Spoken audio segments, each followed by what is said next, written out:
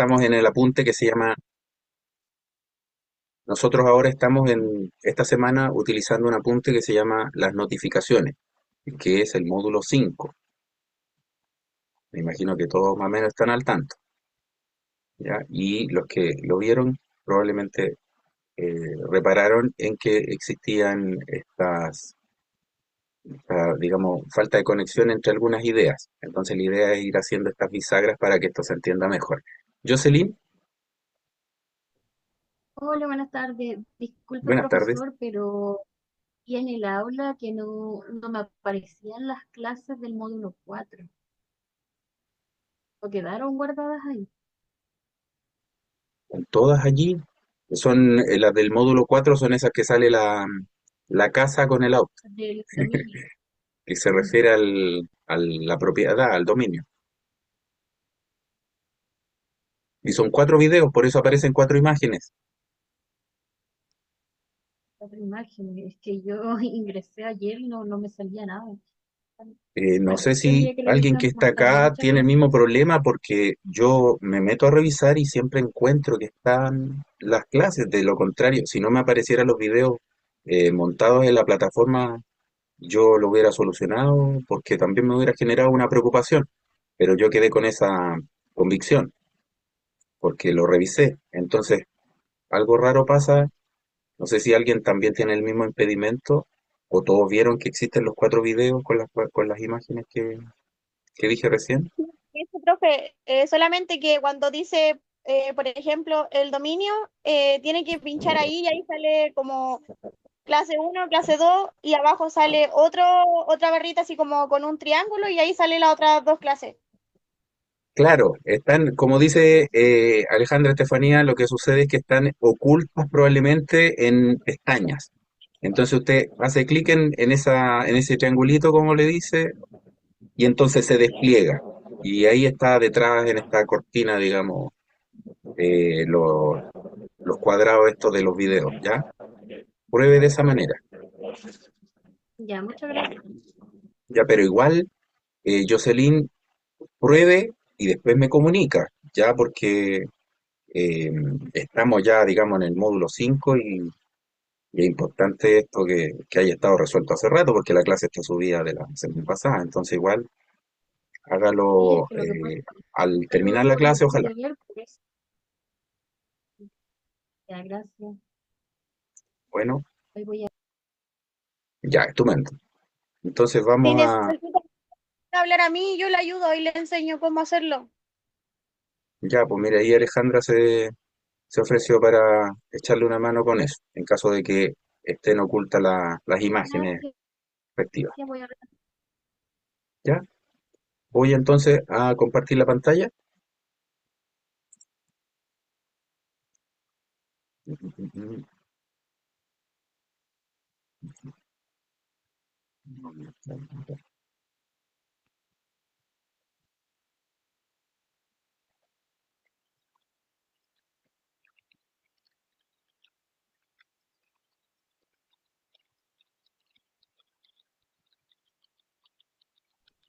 Se le Acá fue el tenemos, sonido, profesor. Yo no lo sí, no sé los demás.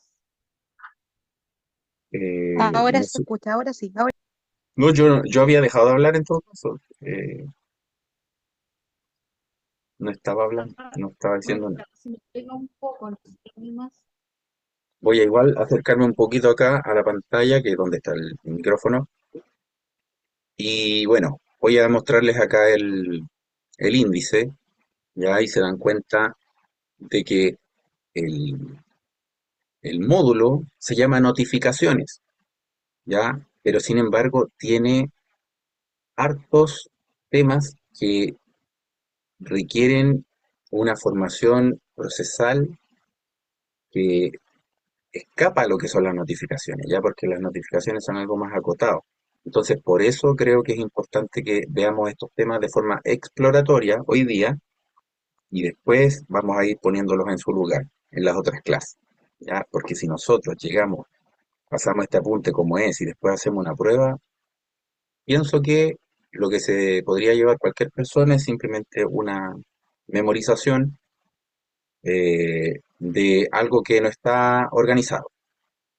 ¿ya? Entonces la idea es darle esta redondez. Y eso es lo que vamos a hacer después. Pero ya entendiendo estas ideas, porque así vamos a poder fluir más rápido y no estarlas explicando desde el principio. Porque igual es importante tener ese vocabulario para poder fluir, avanzar, ¿ya? Porque igual son palabras técnicas, ¿ya? Entonces, teniendo este léxico, como les digo, vamos a después ir a una velocidad crucero. Bueno, entonces comencemos. Bueno, acá comienza hablando de lo que es el emplazamiento, ¿ya? El emplazamiento es el llamamiento que se le hace a la parte para que haga valer sus derechos dentro de un determinado plazo. Se dan cuenta que ella parte del supuesto de que estamos viendo un juicio o un procedimiento judicial o procesal. Entonces, por eso es importante leerlo con esa distancia, ¿ya? Porque si a mí me empiezan a hablar de esto sin primero haberme presentado lo que es un proceso, a mí me genera un poquito de una sensación de que me perdí. Y por eso yo hice la introducción para que se entienda de que lo vamos a ver como un vocabulario. Bueno, después vamos a ir poniendo las partes en su lugar. Entonces, después de haber repetido varias veces lo mismo, ya básicamente el emplazamiento se dice que es la notificación más el plazo, ¿ya? Y acá aparece con el número uno y número 2 que es la notificación válida de la demanda y de la resolución que en ella recae, ¿cierto? Y porque una cosa es la demanda, que es el escrito de la parte que está demandando, del actor también se le llama, después vamos a ver que aparece esa palabra, y la resolución que es la que emite el tribunal. Entonces son esas dos cosas las que conforman parte de la notificación. Y después está el transcurso del plazo. El transcurso del plazo es el paso del tiempo que la ley otorga al demandado para defenderse. Dependiendo del procedimiento, los plazos van a variar. Y para efectos de aprendizaje, ya siempre se utiliza el juicio ordinario. El juicio ordinario es el juicio más largo, se le llama también juicio de lato conocimiento, porque es un juicio que tiene todas sus partes, no tiene abreviaciones. Entonces, por eso se toma como una herramienta de aprendizaje, porque entendiendo juicio ordinario, después una persona puede entender cualquier otro juicio, menos eso se da por supuesto, porque se utilizan los mismos términos, pero se le van sacando partes. ¿Entiendes? Si usted las tiene todas, o como dice ese aforismo jurídico, ¿cierto? El que puede lo más, puede lo menos, ¿cierto? Entonces, si yo puedo entender un juicio largo, también puedo entender uno corto, porque lo que hago es sacarle títulos. Pero primero hay que entender el más amplio, ¿ya? Entonces, el plazo antes, cuando uno estudiaba la materia, era que se daban 15 días para contestar. Estamos hablando de juicio ordinario, ¿ya? Y entonces los 15 días eran dentro del territorio jurisdiccional del tribunal y dependiendo de si el demandado estaba alejado, se agregaban más días porque de esa manera se justificaba el tiempo y las dificultades de comunicación, ese es el fundamento, para que se haga una notificación válida, porque si está lejos no va a demorarse lo mismo que si está cerca, ¿cierto? Por ejemplo, en la misma comuna, pero sí podría estar dentro del territorio jurisdiccional, eh, por ejemplo, de una corte de apelaciones, pues, o de una agrupación de comunas. Pero esto aplica para asuntos de mayor relevancia, como por ejemplo ya una persona que la están demandando en otra región del país o en zonas más extremas incluso, porque dependiendo de la lejanía, es distinto que yo demande a una persona que está viviendo en Rancagua, si yo vivo en Santiago, a que yo demande a alguien que está en Coyhaique. Y entonces así se le van sumando días y eso se llama tabla de emplazamiento. Sí, tabla de emplazamiento.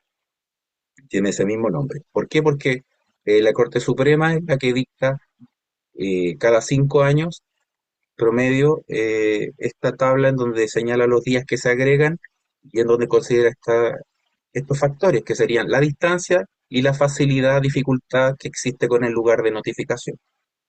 Si uno va a notificar un sector extremo, por ejemplo, Tierra del Fuego, no sé, cosas que donde es más difícil en general la vida, más días se van a agregar. Pero en la pandemia, efecto de la pandemia, lo que sucedió es que se generó una modificación general a las notificaciones porque se implementaron también distintos mecanismos electrónicos, como en todo. De ahí se usó de moda el Zoom, se empezaron a aplicar en las audiencias de distintos tipos y también se empezaron a masificar distintos medios de comunicación electrónicos en general. Entonces lo que sucedió es que se eliminó la tabla de emplazamiento para lo que eran eh, los, las notificaciones que estaban, digamos, dentro del territorio nacional por la velocidad de las comunicaciones y se dejaron a 18 días. 18 días. Ya, vamos a dejarlo así por ahora, después vamos a ver las especificaciones. Pero la tabla de emplazamiento, por lo tanto, ya no aplica para cuando uno escapaba a la comuna o escapaba a otro territorio jurisdiccional, sino que ahora la tabla se utiliza para notificar a gente que realmente está lejos. Por ejemplo, una, una región lejana, como hablábamos, o bien una notificación ya en un país extranjero. Entonces ya no se usa esa tabla como antes porque todo se dejó en 18 días. Antes eran 15 en el mismo territorio y se le sumaban 3, 15 más 3 más tabla. Esa era como la forma de aprenderse, digamos, la forma de tiempo que demoraba en notificarse la demanda. Y ahora todo se redondeó en 18. Y la tabla se utiliza cuando las distancias son realmente relevantes.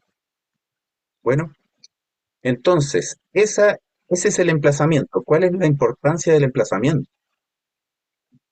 ¿Por qué es tan importante la notificación, pero no solamente la notificación válida, sino que también el transcurso del plazo? Porque el transcurso del plazo es el tiempo que le da, eh, digamos que este tiempo tiene que ver con que el demandado reaccione ante la demanda, ¿cierto? Que sería el escrito del actor más la resolución judicial. ¿Ya? Entonces, los efectos procesales de la notificación válida, ¿ya? Serían que se radica la competencia respecto del demandante, y el demandado aún puede alegar incompetencia. Eh, no hemos visto estos términos, yo sé que hay gente que los conoce, pero hay gente que no los conoce. Eh, pero esto tiene que ver con que, ya me confundo un poco con el otro curso, porque ahí estamos viendo más procesal, pero tiene que ver con que hay tribunales que son competentes por factores de la competencia. Y entonces alguien podría alegar incompetencia de un tribunal, por ejemplo, porque no tiene residencia en el lugar donde se interpuso la acción judicial, por ejemplo. Y podría alegar una incompetencia o también podría ser por un cambio de materia, un entendimiento sobre la materia, ¿ya? Y ahí es donde el demandado podría eh, interponer también una excepción dilatoria. ¿Ya? La excepción dilatoria es una forma de sacarse la demanda por una de estas causas, ¿ya? Que sería en este caso la incompetencia del tribunal y que no es contestar la demanda en absoluto, porque no se refiere a lo que dice la demanda, sino que simplemente se fija en el puro título y dice no incompetente, tribunal incompetente, entonces la chutea. Y de esa manera echa abajo, enerva, digamos, la acción judicial y para eso está el plazo, ¿cierto? Y también en ese plazo puede contestar, porque esas son las actitudes del demandado. Puede también obrar en rebeldía, se le llama, ¿cierto? Que es cuando no hace nada, ya que es lo mismo que cuando uno le llega una infracción y, y hace como si no le hubiera llegado. Se hace el loco, algo parecido. Entonces, todas esas cosas vamos a tener que verlas porque esto no se entiende así, creo yo. No sé si alguien tiene una opinión al respecto de que los términos son nuevos o son obvios. ¿Alguien quiere decir algo?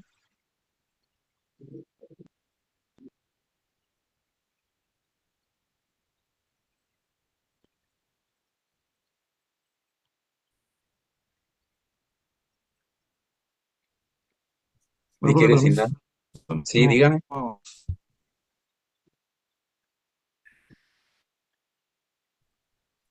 para mí son los términos.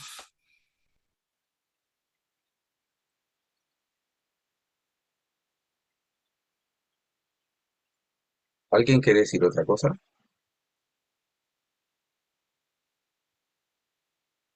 Bueno, Hola, eh, hola, yo hola, Jenny, sí, diga. yo quiero decir algo cortito. Hola, sí.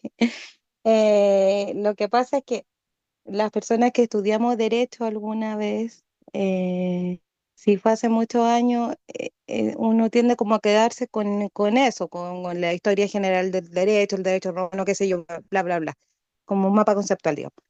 Pero la cosa es que el vocabulario jurídico es el mismo. Entonces mi compañerito Alex como que se atrapa en eso, yo creo que después lo vamos a hablar. Y yo sé que le queda dando vuelta porque está como estructurado de una forma. Y ya, ya. Ya, pero quiero escuchar la opinión de alguien que no ha estudiado derecho, como Jenny, aunque lo haya estudiado hace harto tiempo atrás. ¿Nadie quiere decir nada? ¿En serio?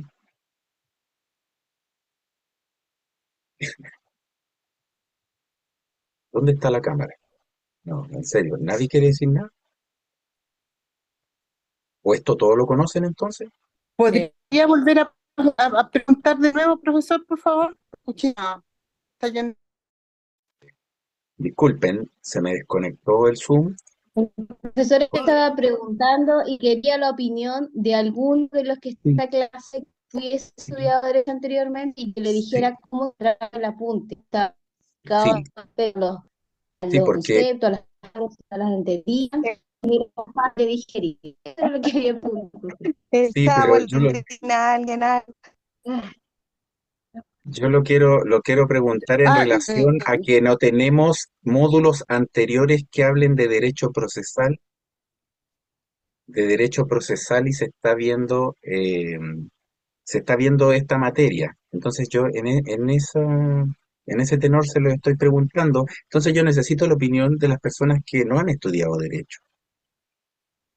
La opinión es, ¿ustedes manejan todo esto o es absolutamente natural, digamos? profesor ya está levantando la mano, así Sí, que... disculpa, le interrumpí, Sí, compañera, disculpe, no. No, no, de Ya, hecho no hable nomás, había, mi niña. no había hablado aún. Yo sí estudio derecho, pero yo esto no lo había visto, no lo había escuchado, no tengo idea qué significa, se genera el estado de litispendencia. Eh, lo que sí es que cuando yo no entiendo algo, lo googleo entendiendo. disculpen, tengo un problema de conexión hoy día. Ya. Sí, le estaba escuchando atentamente. Entonces usted dice que hay cosas que no maneja y algunas cosas sí. Claro, no, y yo esta parte no la conozco, esa es la verdad. Y Ya, no sé pero si mis compañeros a lo mejor están en la misma situación, pero los que además trabajamos, como imagino que es el caso de la mayoría, esta fecha está terrible.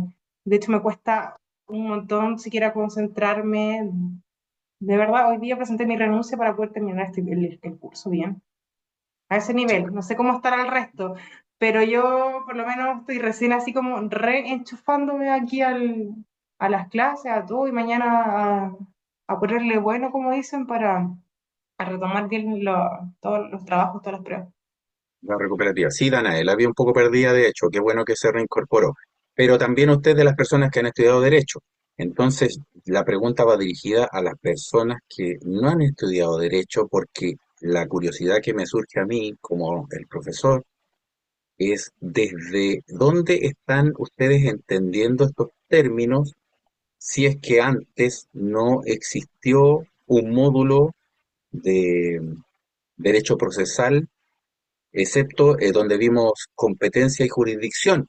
¿Se acuerdan que lo vimos hace un par de semanas atrás?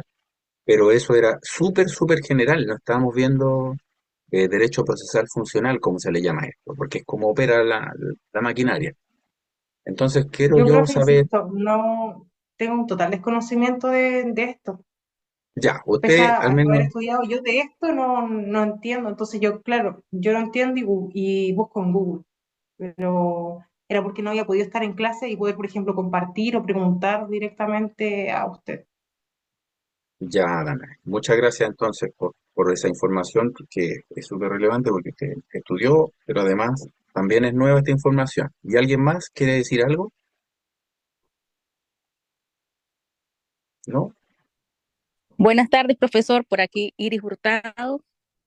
Creo que es la primera vez que intervengo, pero siempre estoy muy atenta, por supuesto, a las clases. Yo estudié en mi país Derecho, no terminé, inicié, y bueno, como mi compañera anterior, igual siempre estoy muy pendiente a los conceptos. El léxico jurídico también lo entiendo con algunas diferencias, pero hago lo mismo, repaso en el diccionario jurídico, pero sí tengo conocimiento del tema más o menos. Entonces, siempre estoy muy atenta. Tuve algunos problemas con la clase grabada, no la pasada, sino la antepasada. La pedí en el grupo porque también por cuestiones de trabajo y mi horario se me complica las clases, entonces me apoyo mucho, porque siempre llego tardecito, así que me apoyo mucho en las clases grabadas para lo mismo.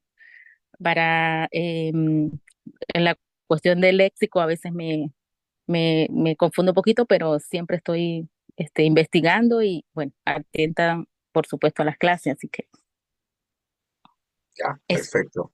Pero también es abogado, también, o sea, también tiene No, bases. sí, Sí, señor, sí. sí, pero muchas gracias porque igual son opiniones importantes. Elizabeth, usted había levantado la mano. Sí, profesor, buenas tardes. Buenas tardes. En mi caso, yo no tengo ningún conocimiento sobre la materia por el hecho de que yo no soy abogada, no, nada, nada, de nada, cero, pero yo le entiendo súper bien la materia. A mí me gusta, a mí me gusta y me hubiera gustado algún día haber estudiado esto, pero por circunstancias ya no se pudo, pero yo le entiendo súper bien. Yo le entiendo bien y la materia me gusta. Y aparte que yo encuentro que explica bien, explica Ya, súper bien, pausadamente, y a mí no se me ha hecho tan difícil. ya, Igual yo busco, Elizabeth. igual como la otra compañera que dijo que buscaba, googleaba, yo también hago lo mismo y también veo lo que es el Código Civil. También cuando salen en la materia, en el PDF ahí, yo me voy al artículo, lo leo, lo repaso y ahí digo ya, esto es de esto y de esto de esto otro. Así. Pero yo, profesor, me gusta cómo lo hace y yo lo entiendo. Sí, pero Entiendo. no me digan a mí si yo no pregunto por mí, pregunto por si las cuestiones se leen o se entienden como nuevas, al menos palabras, teniendo en cuenta de que no hemos tenido derecho a procesar antes. Y personas como usted, por ejemplo, eh, es como el público objetivo de la pregunta. Entonces, bueno, ya me quedó claro al menos que, aunque sean nuevas las cosas, sí las está entendiendo. ¿Ya? Y don Alex, Sí, usted quiere sí. decir algo también. Sí, profesor, creo que, bueno, en mi caso, yo hace 20 años que dejé de estudiar. Eh, el aprender conceptos creo que no es malo, pero es bueno que podamos tener algunos conceptos claros como base en lo que es la materia del procedimiento penal o conceptos general de esto, porque creo que va a ser como no sé si se tira un vocabulario jurídico, porque realmente hay ideas que son inconclusas. Entonces, al tenerlos, creo que lo pueden ayudar a entender mejor la materia. No sé si estoy equivocado. Sí, sí, está bien, Alex, se entiende perfectamente. Sí, y bueno, y respecto de los tipos de juicio, también el juicio ordinario es la base para entender un procedimiento penal. Ya primero hay que entender una cosa y después pasar a la otra. Además que este procedimiento todavía es escrito, después se pasa a los orales, ¿cierto? Que son de los tribunales más nuevos, como el de familia y también el oral, el penal. Entonces, primero hay que entender el general. Ya, bueno, voy a volver entonces teniendo ya más o menos las expresiones de las ideas que dieron. Eh, tengo algo más o menos ahora, porque igual como no habíamos hablado de estas cosas, eh, uno no sabe, digamos, hacia dónde se está dirigiendo ya, porque la opinión que yo tenía al respecto era yo poniéndome en el lugar de un estudiante, o sea, yo como lector, sin que me hayan enseñado derecho procesal y de repente encontrarme con este texto. Y entonces para mí fue un poco fuerte. Y por eso les dije que lo vamos a hacer de esta manera, para que así. Profe, no se le está escuchando bien. Voy a subir el volumen. Bueno, entonces así vamos a entender este texto mejor, como les decía yo, porque sin haber tenido derecho procesal, lo que pasaba era que estos términos se entienden más sueltos. ¿Ya? Bueno, volvamos entonces eh, a los efectos procesales de la demanda. ¿Ya? Lo primero es que se radica la Profesor, competencia. ¿Sí, Danae? mi última intervención, como yo he estado un poco desaparecida o desentendida por el tema del trabajo, como le comentaba, mañana comentaba usted que podemos recuperar. ¿Usted me podría explicar brevemente cómo va a ser eso? No, no, después yo se le cuento, pues, pero se lo cuento por WhatsApp, en privado, porque ya Ya, eso está explicado. Pero no se preocupe, no se preocupe. ya, Ya, ya, muy amable, muchas gracias. sí, sí, Dana, estupendo. Jocelyn, Sí, profesor, sabe que no, traté de ingresar para ver las clases y no las puedo ver, no sé, hace un día que quiero verlas y no puedo. debe ser de la, Solamente las clases que estamos en línea. sí, debe ser de la pestaña, como le dijo la compañera. Y usted está en un computador, no está Sí, en es que un traté, tablet, pero me ¿cierto? aparecen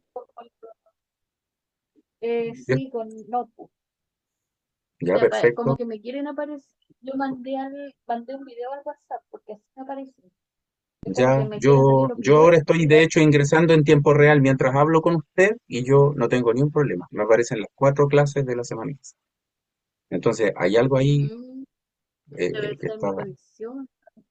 haciendo de intermediario alguna dificultad. Entonces, por eso le digo que yo al menos lo veo y los demás compañeros también parece. Así que va a haber que Ah, ya entonces. resolverlo de forma puntual, ya, pero Ya. lo veríamos después. Lo podrían enviar al WhatsApp si serían tan amables, por favor. Eh, bueno, hay algún compañero que tenga la amabilidad también de enviar los links, igual es bueno. Lo han hecho varias veces. Ya, y lo otro, sí, yo encuentro que está súper claro y bien explicadito todo. Cuál súper buena la materia. Yo es primer año que estoy recién estudiando Derecho sin ninguna base. Entonces, también partí así desde cero. Ya, Jocelyn. Perfecto, perfecto. Ya, estupendo. Vamos entonces a seguir con este léxico, ya, para que después tengamos las herramientas al continuar las clases. Bueno, vamos a continuar desde ahora. Seguimos explicando que se radica la causa. Radicar es, como dice la palabra, viene de raíz, de echar raíces, ¿cierto? Y al radicarse una causa, lo que sucede es que se fija la demanda en un tribunal y desde ahí en adelante ese tribunal va a ser el competente para conocer de todas las demás actuaciones que van a seguir. Eh, ¿Ustedes se acuerdan de que había uno de los principios que era ese de fijación de la causa, en donde ya fijada la causa en un tribunal, todas las actuaciones iban a ser en el mismo tribunal pero además, en caso de que hubiesen una segunda instancia, ya también se sabía el superior jerárquico que iba a conocer de la segunda instancia. No sé si se acuerdan de esa parte de derecho procesal cuando la vimos. Entonces a eso se refiere, que queda fijada. Y cuando queda fijada en uno, dejan de ser competentes los demás. ¿Ya? Y eso es la importancia de que se radica la competencia, pero también quedan, digamos, las partes comunicadas. Por eso eso es lo que hace la radicación. Por eso la notificación válida es importante, porque en la medida de que se notifique, se traba la litis. Sin notificación hay un proceso imperfecto, porque el otro no puede actuar si es que no le avisan. Y esa es la importancia de una notificación, porque tiene distintos efectos, en este caso solamente procesales, pero también ahí vamos a ver que tienen que ver con los del dominio, que habíamos dicho la semana pasada y antepasada, porque las notificaciones también tienen que ver con eso. ¿Se acuerdan cuando yo les decía eh, cómo se interrumpía la prescripción, por ejemplo? Y una de las formas era eh, con una demanda de una acción posesoria, o sea, como la acción reivindicatoria, ¿cierto? Entonces ahí se interrumpía la prescripción, pero eso era porque alguien hizo una gestión judicial. Y esa es la importancia. Existe la notificación y el transcurso del plazo, pero para ese efecto se toma solamente la notificación, si se acuerdan bien. Ya el transcurso del plazo tiene que ver con el periodo que tiene el notificado para actuar. Entonces, si él no hace nada, el plazo se toma como que si hubiera hecho algo igual. Por último, no hizo nada. Esa es la importancia que tiene. La ley le dio un plazo y no hizo nada. Y como no hizo nada, se toma como si hubiera hecho algo. Porque la causa tiene que seguir, no puede eternamente estar esperando, digamos, el tribunal que cuando tenga tiempo o ganas vaya a contestar o hacer algo con la resolución que se le notificó. Entonces, por eso el plazo es importante, porque se cierra el tiempo de la comunicación y de ahí en adelante el proceso tiene que pasar a otro estado, ya no puede seguir siendo el primer impulso, ¿cierto? Que sería el de la demanda y la notificación.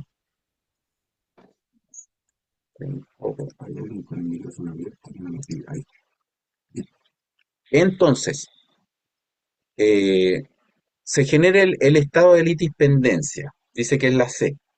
Ya la litispendencia la hablamos una vez y se genera en dos sentidos, ya. La litispendencia es cuando yo les dije una vez que era cuando se estaba esperando el resultado de otro juicio. ¿Se acuerdan cuando una vez les mencioné eso? Si por alguien podría decir sí, no. Muchas Sí, gracias. profesor. Ya. Gracias, Jenny. No sé si alguien más se acuerda de eso, que es la litispendencia, es cuando algo depende de otra cosa. Y existen dos sentidos, porque una de ellas es presentar, por ejemplo, como excepción de excepcionarse, digamos, como demandado, es decir, esto se está viendo en otro tribunal o algún aspecto que tiene que ver con esto y que es importante saberlo, entonces eso se está resolviendo. Y eso es presentar una litispendencia, porque hay que esperar ese resultado para que con esa información judicial que se toma como verdad se pueda meter en este otro proceso. Pero también la litispendencia, simplemente, a nivel mucho más sencillo, tiene que ver con que se genera un estado entre las partes en que ambas van a esperar el final de un proceso. Y el proceso no es otro proceso como en el caso de la definición anterior de litispendencia, sino que lo que están haciendo es estar en litispendencia entre ellos mismos, porque ya están esperando el resultado de su propio proceso. Entonces, por eso les digo que esta forma de generar litispendencia es distinta a la de esperar el resultado del final de otro juicio, que se podría presentar como excepción en otro juicio. o en distintos juicios, más de alguno, más de uno, pero acá no, se genera el estado de litipendencia porque las partes en el fondo van a quedar expectantes de la situación en la que se, se metieron, en lo que están envueltos ahora, como situación nueva. Ya por eso es una litipendencia genérica, que se genera en todas las ramificaciones de causa. ¿Ya? Aquí tenemos unos listos, aquí hay gente que se pone media creativa. Espérenme un poquito porque yo el otro día estuve mirando cómo se borraban estas cosas y, y yo fui sacando una función. Justo cuando no funciona lo que uno aprende. Es un clásico de... Aquí está, La ley de Murphy. la ley de Murphy.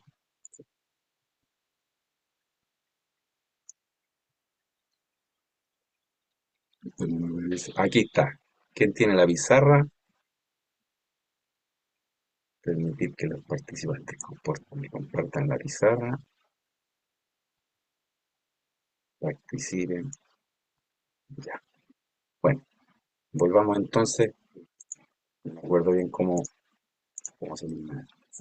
Ya. Entonces, la D ya es donde después de notificados, las partes tienen que realizar actuaciones. ¿Ya? El demandante dar curso a progresivo a autos. Los autos se le llama así genéricamente a las resoluciones judiciales que van dando materialización del juicio. Entonces, el demandante lo que tiene que hacer es ir haciendo que avance. A eso se refiere, darle curso progresivo. Pero en cambio, el demandado tiene que frenar eso. Y entonces significa defenderse. No permitir que el demandante avance. Ya por eso las actuaciones judiciales son en esos dos sentidos, dependiendo desde dónde uno es. Ya el tribunal debe dictar las providencias para dar curso, ya so pena de queja.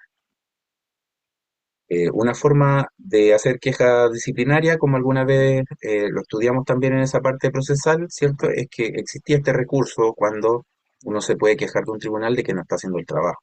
Entonces el tribunal tiene que dictar las providencias para dar curso, porque si no puede dar lugar a este recurso de queja.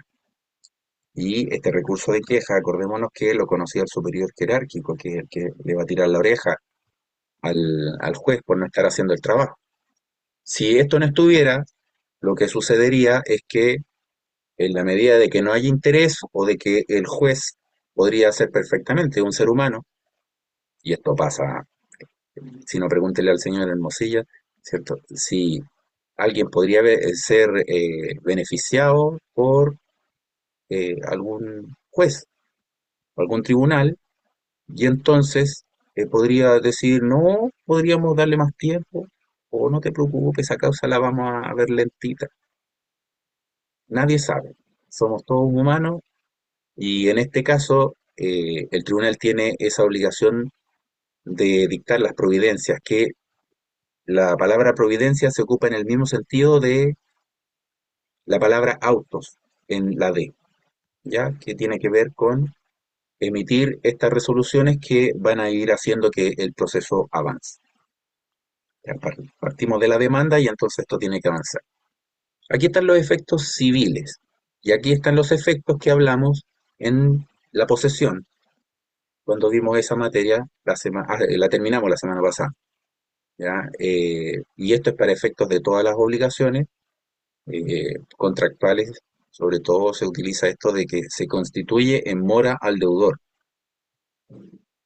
¿ya? Entonces, desde ahí en adelante se entiende que se atrasó en el cumplimiento de una obligación, transforma derechos en litigiosos, ya para los efectos de sucesión. Significa que si un derecho está sometido a cuestionamiento por un proceso judicial, ese derecho, al momento de ser notificada la parte, ya desde ahí en adelante el derecho pasa a ser un derecho litigioso.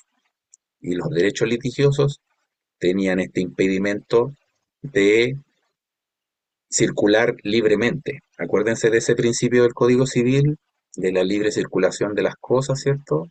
Y también el derecho que tienen también todas las personas pues, constitucionalmente para hacerse dueños de lo que se les dé la gana, de lo que esté en el comercio. Todo lo que sea comprable pueden hacerse dueños, pero hay una limitante que está en estos derechos litigiosos, porque esas cosas no las pueden eh, obtener el dominio, ya porque estos están en una traba. Y en algún momento les dije que en otros países le ponen hasta un lienzo a las casas, por ejemplo, cuando están en un litigio y las rayan así con spray o les ponen una pancarta y dice propiedad en litigio. Entonces la casa a veces está abandonada, pero puede llegar un interesado y no la pueden vender porque la propiedad se entiende que tiene que terminar un juicio, es como si estuviera en una especie de litispendencia. Y eso hace que sea una propiedad que no puede circular libremente para que alguien la compre como cualquier otro bien. Interrumpe la prescripción, y esto es lo que señalamos recién porque ya sabemos de lo que se trata eso, ¿ya? Sobre todo los que estudiaron bien esa materia. ¿Ya? Elementos del emplazamiento.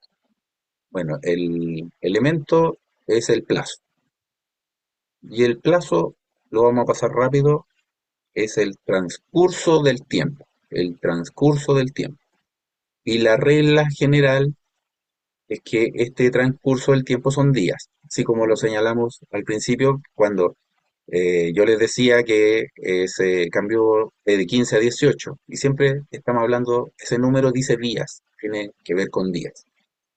Y existen a veces plazos que son distintos que los vamos a ver después, ya que son plazos de meses o son plazos que consideran todos los días, ya, porque para efectos de contar días no se consideran los días feriados ni los festivos. Entonces, eso no pasa cuando los plazos son de meses. ¿Ya? Si algo se emite el primero de un mes y dice que va a ser el siguiente mes, por ejemplo, la audiencia, significa que va a ser el primero del otro mes. Y da lo mismo si hay feriados entre medio, etcétera, porque se toman todos los días porque el plazo se está contando como mes redondo. Y para eso los días se cuentan contigo. No así de días porque esos se toman así como si fueran días laborales. ¿Ya? Y sobre todo para las formas de notificación que vamos a ver, porque existen formas de notificación que como base toman la situación de una persona que está en un día hábil, ¿ya? No en un día de descanso. ¿Ya? Entonces, bueno, hay plazos legales, siempre los términos, acuérdense que estamos viendo esto como diccionario, ¿ya? Legales es lo que dice la ley, judicial es lo que dice el tribunal mediante la persona del juez. Es decir, el juez de forma criteriosa es el que va a establecer un plazo, porque la ley le permite dar ciertos plazos cuando la ley no designa plazos específicos para algunas cosas. Entonces ahí le da permiso al juez para él más o menos plantear la situación de una aproximación de lo que podrían demorarse ciertas gestiones judiciales que él está solicitando y deberían darse en el plazo que él señala porque él conoce, digamos, en su criterio judicial, ¿cierto? Y convencionales son los plazos que las partes establecen por acuerdo. Entonces estas palabras siempre les van a aparecer. Legales tienen que ver con lo que aparece en la ley, judiciales lo que dice el tribunal mediante el juez, y los convencionales se refiere a lo que las partes dicen. Y esas tres son formas de establecer plazos. Cada una tiene niveles distintos de ser estricta. Ya, por ejemplo, los plazos legales son absolutamente fatales. No hay modificación alguna de eso. En cambio, los judiciales, como les decía, pueden estar intervenidos por el juez y pueden variar dependiendo de la situación para la que se apliquen. Y los convencionales ni hablar. O sea, las mismas partes pueden estipularlo. Entonces, ahí ustedes ven que existen algunos plazos que son prácticamente escapan a lo judicial y a lo legal. Por ejemplo, si Alguien se pone de acuerdo, por ejemplo, en un avenimiento eh, para, por ejemplo, cerrar una obligación, digamos, auxiliar que está en el juicio, entonces se da, antes que termine el juicio, antes de la sentencia definitiva, yo me comprometo a cumplir con esa obligación. Y eso no tiene que ver con el juicio, pero sí, o sea, tiene que ver como con algo accesorio. Y ese podría ser perfectamente un plazo convencional que las partes se pusieron de acuerdo, porque no hay ninguna otra cosa que les apure, ¿ya? Y por eso se pueden aplicar esos plazos que ellas mismas establezcan. Ya, según su extinción, es decir, cuando se acaba, ya de horas y la regla general, por eso está aquí RG, los plazos son de días. Y pueden ser de días, de meses y de años. Que hay gestiones más cortas, más largas, como les decía, como programar cosas eh, en el futuro. De hecho, todos hemos escuchado alguna vez cuando se establecen periodos de investigación, por ejemplo, para el ámbito penal, por ejemplo, eh, que preguntaba el señor Alex, ¿cierto? Entonces dicen, no, el fiscal, ¿cómo dice? El fiscal solicitó 120 días de investigación y el juez se los concedió. No se los concedió, lo fijó en 90 días, dijo. No le va a dar 120, 90 días para investigar. Y eso prácticamente son 3 meses. ¿Ya? Y asimismo, cuando se prorrogan o se suspenden audiencias de familia, es lo mismo. Lo que sucede cuando se postergan de un mes al otro, entonces a la final dicen va a ser el primer día hábil o la primera semana, los primeros días hábiles del mes siguiente. Y ahí no hay una cantidad de días determinada, sino que se está mandando comunicar un plazo que es más o menos redondo, digamos, pero que igual da un criterio, que serían los días hábiles de la semana, ya, pero no es específico, como en el caso de los plazos de día, que son súper específicos, porque en el caso de los días son hasta con horarios hábiles, que son los horarios de día de trabajo, de hecho es hasta las 10 de la noche, ¿ya? Pero eso lo vamos a ver después, como les digo, porque estamos viendo todo esto como materia introductoria. Eh, Según la posibilidad de extender su vigencia, es prorrogable o improrrogable. Se dan cuenta que acá, fíjense en el segundo, que dice plazos legales, cuando vimos recién estos tres términos. El legal es el que dice la ley y dice no puede extenderse más allá de su vencimiento, porque si llegara el juez, por ejemplo, a exceder un plazo, podría quedar el juicio con un vicio de nulidad, porque está realizándose un procedimiento con infracción de ley y eso va a conllevar a una sentencia, a un cierre del juicio con un problema que va a estar ahí siempre, ¿ya? Y si la otra parte lo detecta, va a presentar el recurso correspondiente para impugnar esa resolución y prácticamente echar abajo todo. Por lo tanto, ese es el peso que tienen los plazos improrrogables. No se pueden prorrogar, no se pueden estirar en el tiempo.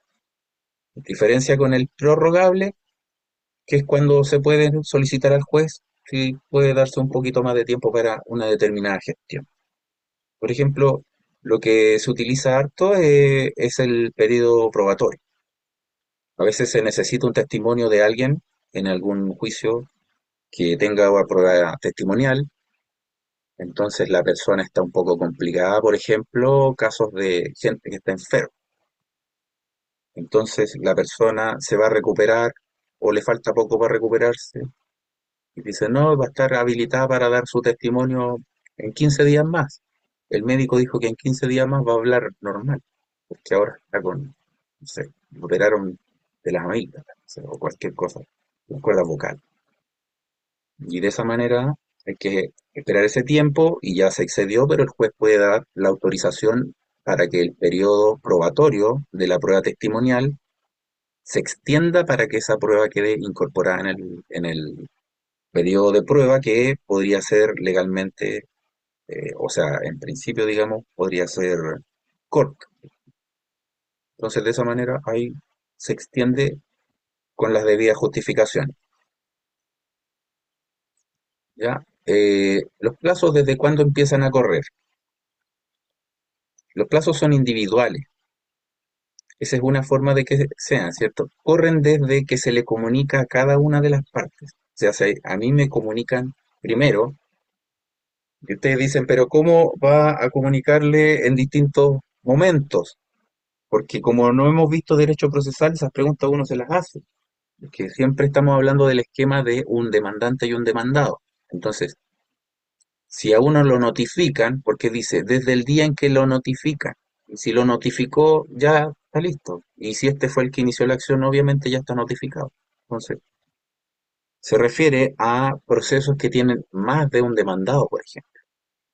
¿Ya? Entonces ahí van a haber notificados en un día, notificados en otro día, y cada uno va a tener plazos independientes para actuar.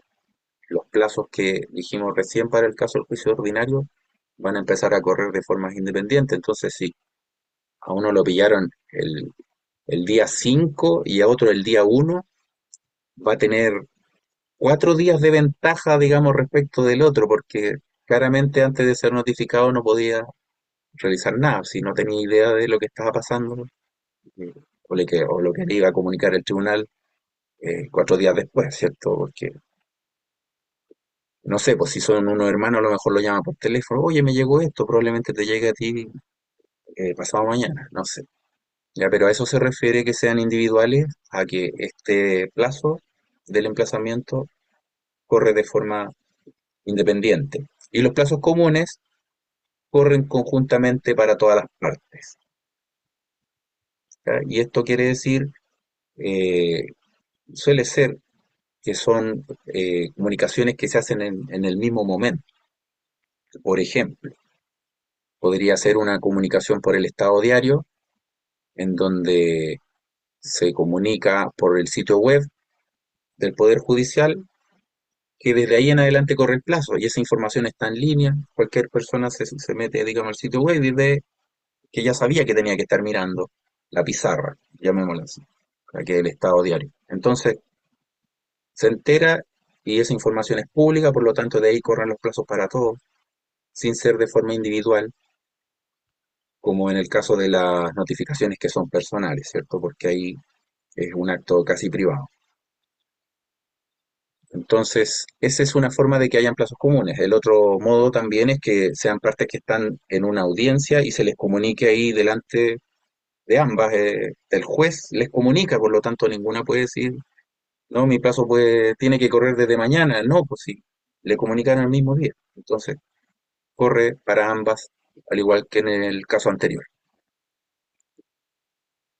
Bueno, acá están los plazos continuos y los discontinuos, dependiendo si consideran o no los feriados eh, o los días simplemente altos.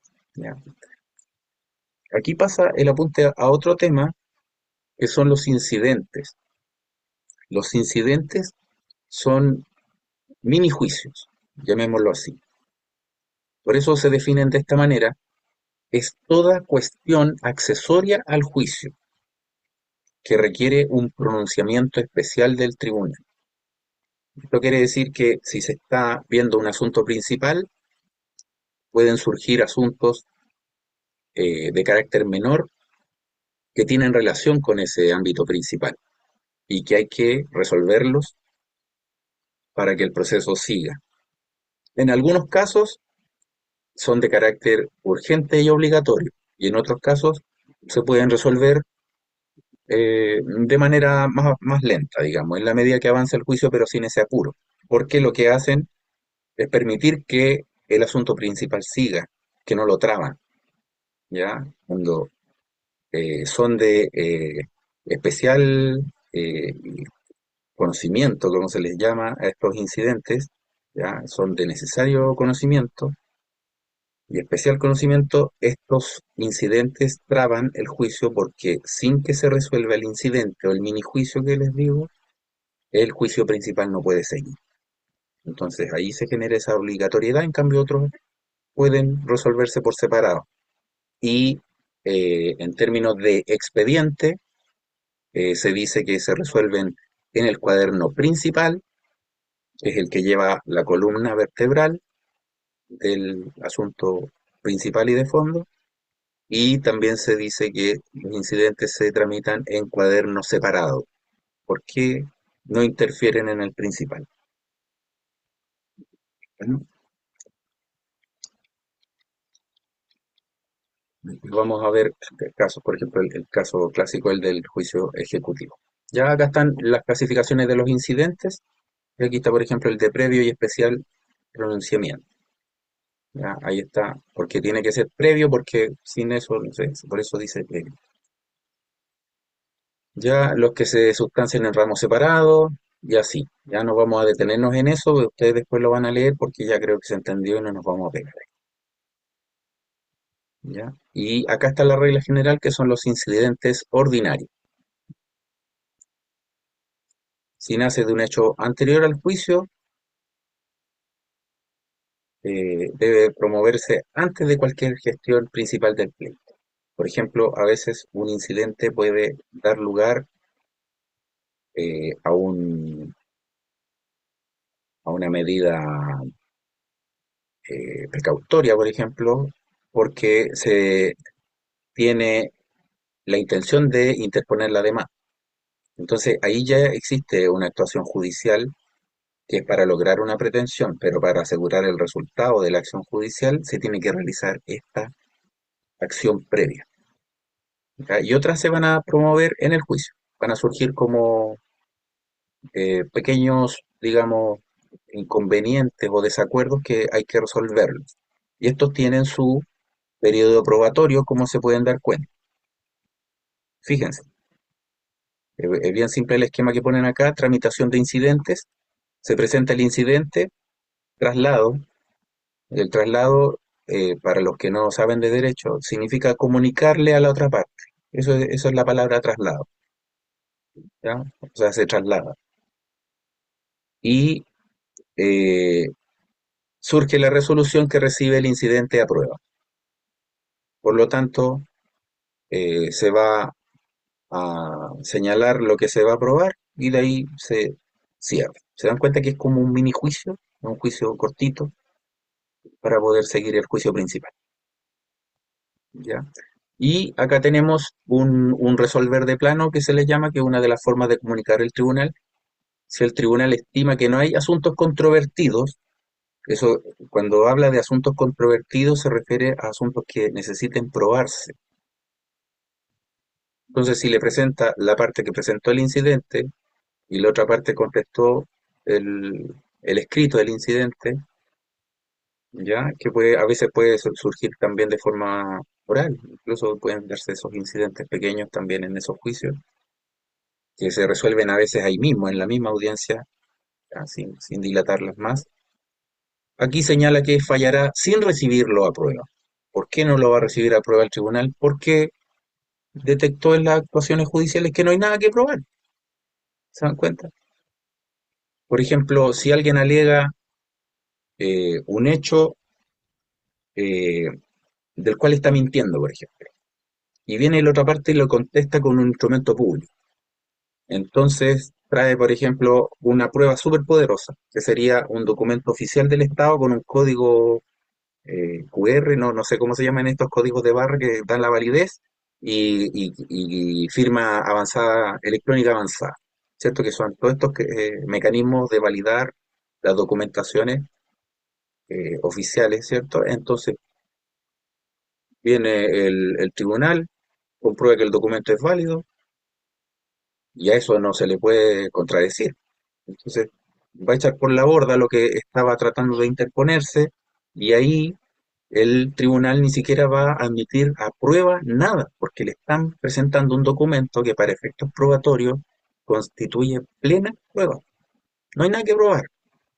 Entonces, ahí ya el juez se va haciendo una idea de que el que promovió el incidente está actuando de mala fe, que lo que estaba haciendo era poner algo que ni siquiera podía probar mejor que el otro, con digamos, la intención de alargar el juicio, que es lo que trata mucha gente al interponer los incidentes, lo que hacen muchos abogados, digamos, que tienen esa costumbre, eh, digamos, humita, le digo yo ya, eh, que son como poco honradas, digamos, poco honestas, ya porque en el fondo no van a lo principal, sino que van buscan estrategias que tratan de deslegitimar al otro, pero no porque tienen un mejor argumento, sino que tratan de basarse en las fallas procesales, por ejemplo.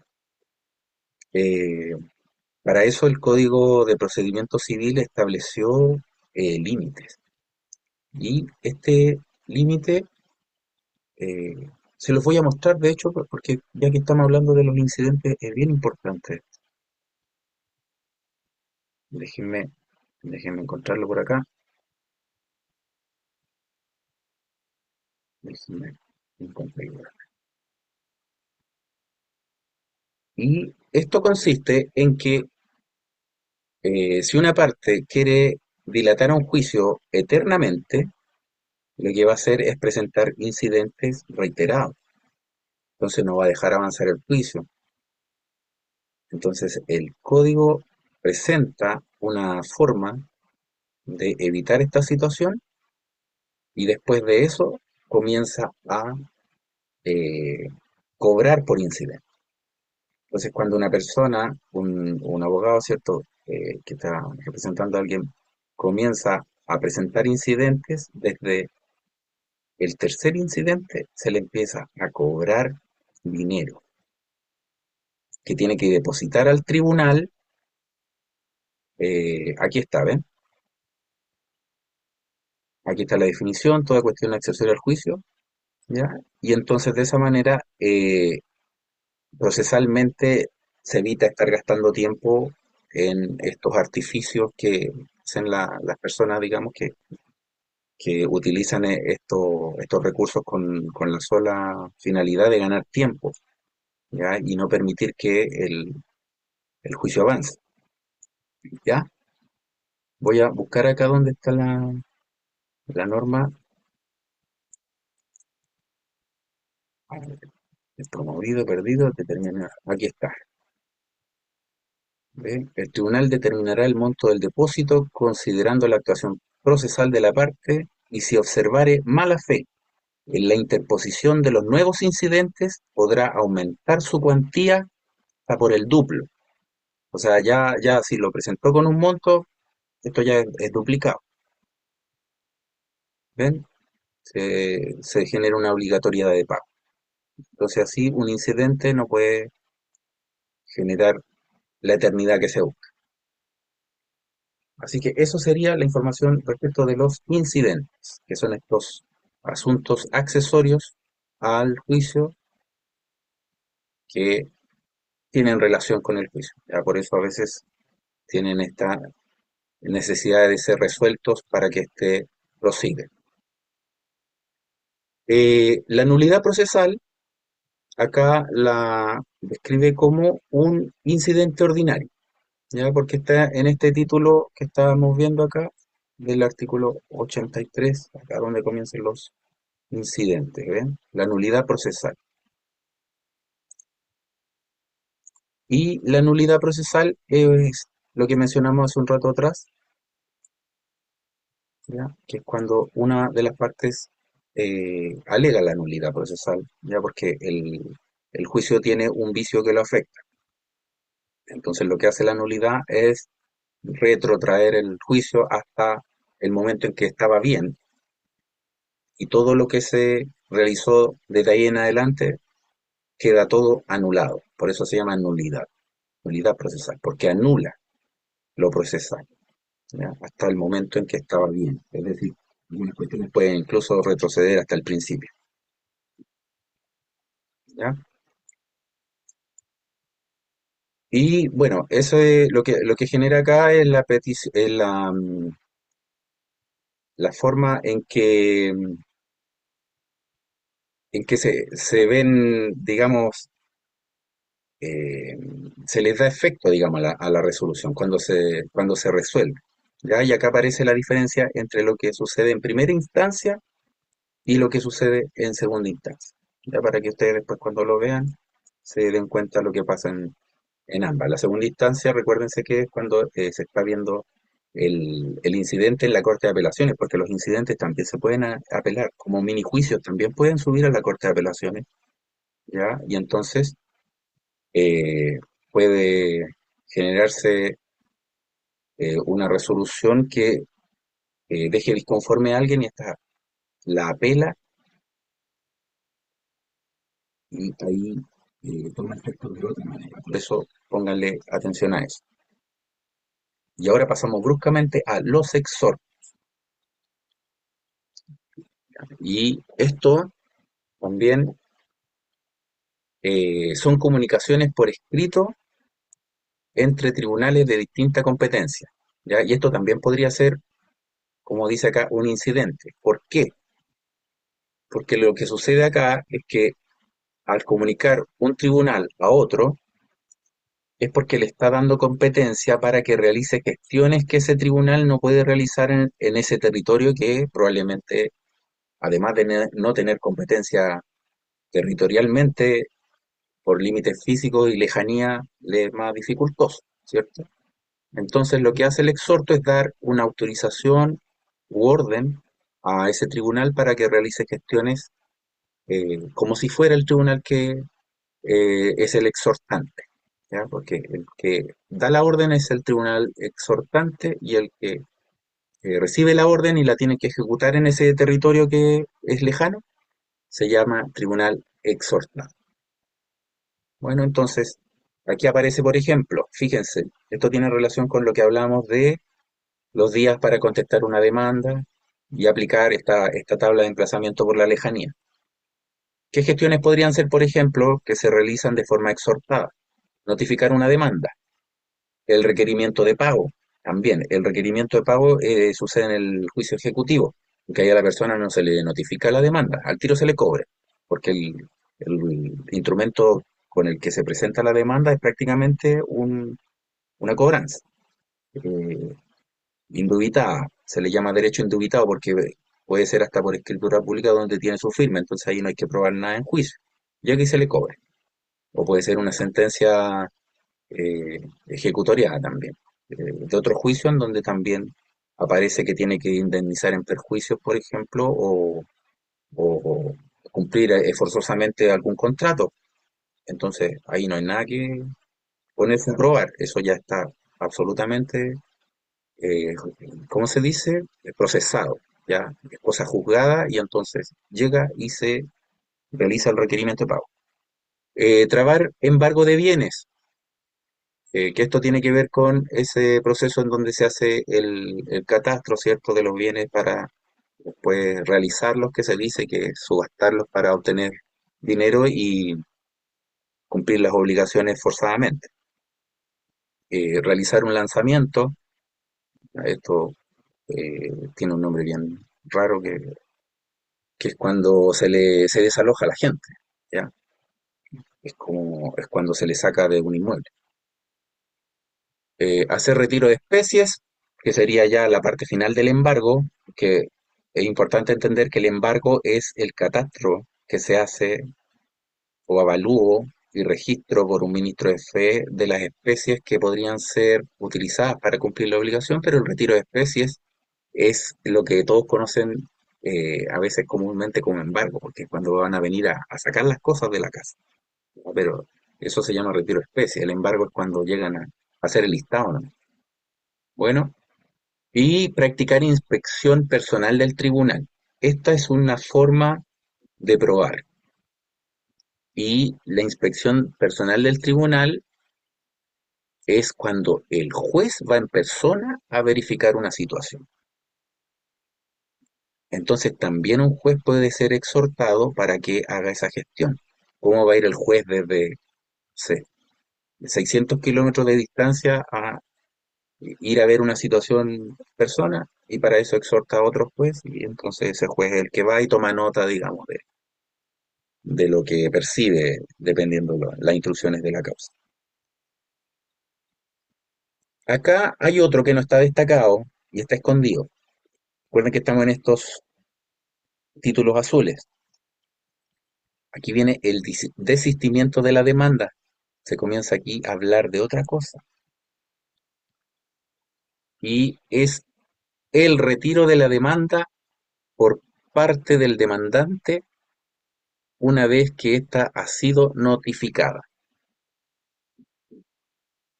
Aquí hay que tener algo muy claro, muy importante, porque hay una distinción muy, muy tenue, ¿ya? La diferencia está en que el retiro común de la demanda es retirar la demanda antes de que sea notificada. Es como ir a presentarla al tribunal y después dice, no, no, no me arrepiento. Y antes de que sea notificada, la demanda la retira y no se hace la notificación. Entonces queda la gestión judicial como si nunca se hubiera presentado. Esa primera acción judicial, al retirar la demanda antes de ser notificada, queda como si no existió nunca. Pero es distinto a esto que está acá, que es el desistimiento de la demanda, que también se presenta como incidente, porque este es el retiro de la demanda por parte del demandante una vez que ésta ha sido notificada. ¿Ya? Por eso acá da la diferencia con el retiro. ¿Cuál es la diferencia? Sí, eso es lo más importante. De que recuerden que cuando, al principio lo vimos, que cuando está notificada la otra parte, se traba la litis y entonces comienza a materializarse el juicio. Y el resultado de ese juicio va a producir resultados. Y esos resultados van a generar efectos en la realidad, ¿ya? Y van a ser oponibles, digamos. Entonces, si se resuelve de alguna manera con una instrucción o decreto o resolución judicial que dé término al juicio, que podría ser una sentencia interlocutoria, podría ser una sentencia definitiva, esta va a producir cosa juzgada, cosa juzgada. Y de ahí en adelante eso no se vuelve a discutir más. Por eso es importante ese término, cosa juzgada, porque de ahí en adelante la persona no va a poder presentar una demanda por el mismo tema, porque después la cosa juzgada se va a presentar como acción y como excepción. Después lo vamos a ver a qué se refiere eso, pero es muy importante entender el desistimiento de la demanda y su diferencia con lo que es el retiro de la demanda. Claramente el desistimiento de la demanda es el más importante porque genera cosa juzgada y es lo peor que podría hacer alguien, derechamente. Pero no lo hace el que se desiste. Lo que sucede, eh, o sea, sí, en realidad lo hace quien se arrepiente, pero ya notificado. Entonces ahí la acción queda prácticamente como en una especie de aire, porque quedan arrepentidos. ¿Ya? Lo confundí con el abandono del procedimiento, que es otra cosa. Pero que también se presenta como incidente. ¿Ya? Y que ambos casos generan cosa juzgada porque finalmente el juicio termina con lo que hay, con lo que el juez tiene a la vista, y eso produce cosa juzgada. No se vuelve, por eso dice aquí, ¿cierto? Cosa juzgada en que el demandado podría oponerse, exceptuándose de cosa juzgada, porque va a ocupar la cosa juzgada como excepción. Si el actor intenta nuevamente la acción, entonces lo que le va a decir en la excepción es como vaya a seguir con lo mismo, va a decir ahí, no, esto, señor juez, de su señoría ilustrísima, no sé, va a decir, ya se vio en la causa tanto, tanto de tal año, por lo tanto ya no me pueden volver a demandar por lo mismo. Y el asunto quedó zanjado. Y quedó zanjado por haberse desistido de la demanda. ¿Por qué se genera la cosa juzgada? Lo más importante es porque se trabó la litis, porque ya se notificó. Esa es la importancia de la notificación. Cuando hay notificación van a haber resultados. ¿Ya? Y después de esto, habla de las notificaciones eh, propiamente tales, el apunte, que después las vamos a ver un poco más en detalle, pero ya les he dicho varias características que tienen. La característica más importante es que permiten materializar el principio de bilateralidad de la audiencia. Bilateralidad. Esto quiere decir que hay dos lados. Sin que exista bilateralidad, estamos en un monólogo. Y por eso las actuaciones que sean en monólogo van a ser siempre inválidas. Por eso la notificación es importante, porque el tribunal está cumpliendo con este principio de bilateralidad en donde se le está comunicando al otro interlocutor sobre lo que está pasando para que reaccione al respecto. Y así las actuaciones judiciales que haga van a ser válidas. Si las va a realizar debidamente notificado, se le va a informar de qué se trata y va a saber lo que tiene que hacer al respecto. ¿Ya? Es distinto cuando una persona está notificada y, como les decía, hace como si no lo estuviera. Entonces se hace el loco y ahí lo que se le llama es actuar en rebeldía, ¿cierto? Porque sabe de lo que está pasando, pero no hace nada. Y todos los decretos que vayan surgiendo en el juicio van a serle oponibles y finalmente la sentencia definitiva con la que termine ese juicio va a serle oponible por haber no hecho nada. ¿Por qué? Porque la notificación fue válida. ¿Se dan cuenta? Que siempre la notificación es la que da la validez debido a este principio de bilateralidad de la audiencia. Que si no se respeta, también es una de las causas importantes de generar nulidad procesal, porque es casi sentido común de que una persona, si no es notificada, no puede hacer nada, porque no es sabienda, ¿cierto? No tiene idea de lo que está pasando. Entonces no se le puede exigir nada al respecto. Y por eso también es importante que las notificaciones sean válidas, porque en la medida de que no se cumplan los requisitos que la ley exige para una notificación, entonces se puede alegar que una notificación no fue válida, ¿ya? Y esos términos son bien estrictos, que están ahí desde el artículo 42 más o menos en adelante. Eh, Vamos entonces a seguir con esto. La notificación de una sentencia definitiva o interlocutoria produce el deshacimiento del tribunal. Este es otro efecto que generan las sentencias ejecutoriadas. Este es otro efecto. Hay dos efectos. Uno el de cosa juzgada que les acabo de decir y este es el de deshacimiento. Y este efecto es el que hace que ese tribunal no podrá alterar o modificar esa resolución con posterioridad.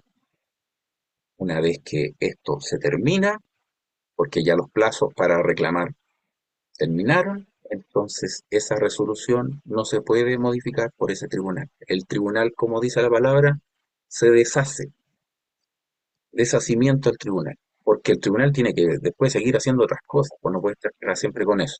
Entonces, se generan siempre los dos efectos, ojo con eso. ¿Y por qué menciona las sentencias definitivas y las sentencias interlocutorias?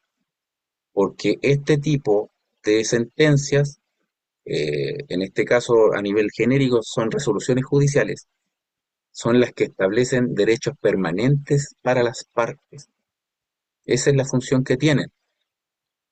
Y por eso eh, producen esa cosa juzgada, ¿ya? Porque establecen derechos permanentes para... Y este es el... Vamos a hacer un pequeño comercial acá. Es muy importante entender este artículo, que es clave, que es este, el 158. Porque este es el que resume el para qué y cuántas son, ¿ya? Y dice, las resoluciones judiciales se denominarán, son cuatro: sentencias definitivas, sentencias interlocutorias, autos y decretos. En ese primer inciso están eh, enumeradas. Después las describe y dice para qué son.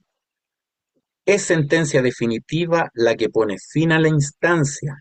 ¿Se acuerdan cuando hablamos de la instancia? Primera instancia, el juez de letra, el juez inferior, puede ser familia, lo que sea, resolviendo la cuestión o asunto que ha sido objeto del juicio. Es el que cierra la instancia, pone fin. Es sentencia interlocutoria la que falla un incidente del juicio.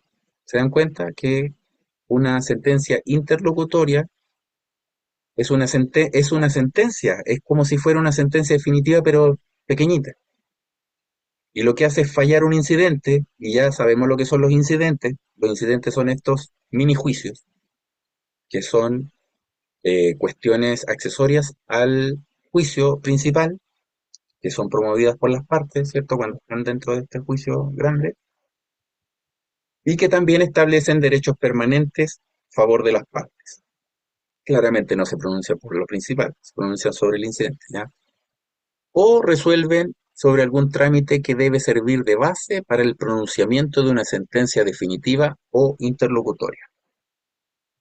No sigamos leyendo porque aquí vamos a especificar algo importante, que existen sentencias interlocutorias de primer grado y de segundo grado. Y por eso aquí las distingue con esa coma, ¿ya? La de primer grado es la sentencia interlocutoria que falla un incidente del juicio estableciendo derechos permanentes a favor de las partes. ¿Se dan cuenta que es como una sentencia definitiva porque establece derechos permanentes? Produce la cosa juzgada. Y ahí termina un tipo de sentencia interlocutoria, que es la que se le llama sentencia interlocutoria de primer grado.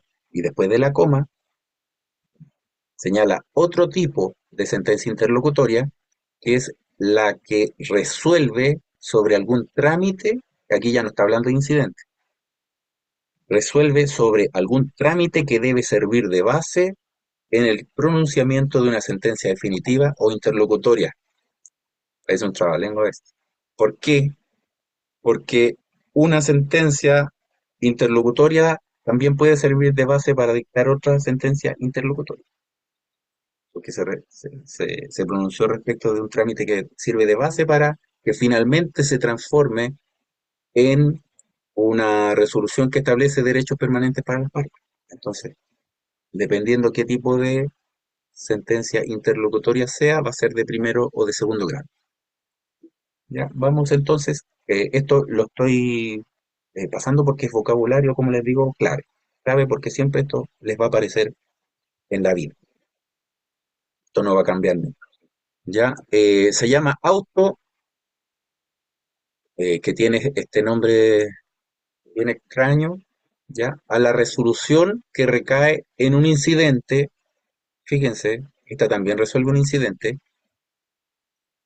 no comprendido en el inciso anterior, pero esto, los libros de derecho o la doctrina, digamos, la gente que explica estas cosas, le cambia esta partecita final y dice, se llama auto a la resolución que recae en un incidente que no establece derechos permanentes para las partes. ¿Se dan cuenta? Y así distingue la sentencia interlocutoria del auto. Y finalmente, el cuarto tipo de resolución judicial es el decreto, providencia o proveído. No son tres, es el mismo que tiene tres nombres distintos, ¿ya?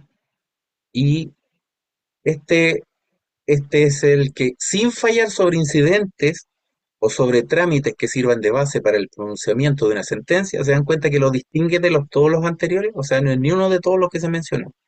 Tiene solo por objeto determinar o arreglar la sustanciación del proceso.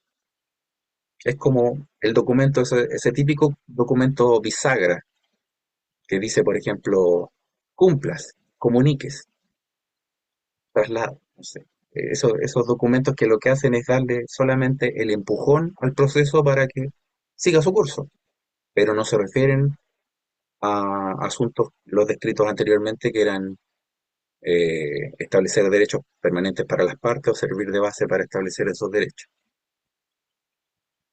Lo importante de esto, de este artículo 158, es que establece cuáles son las resoluciones judiciales y su función.